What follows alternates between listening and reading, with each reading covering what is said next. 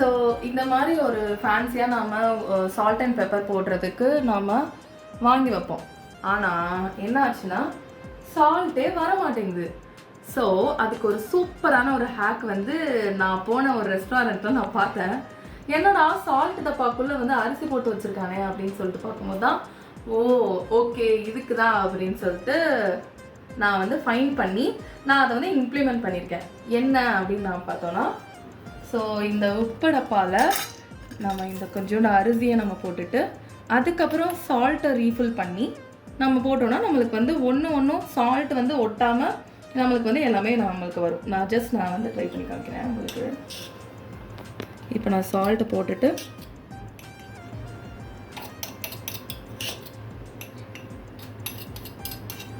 salt இந்த மாதிரி refill பண்ணிவிட்டு இப்போ பார்த்தீங்கன்னா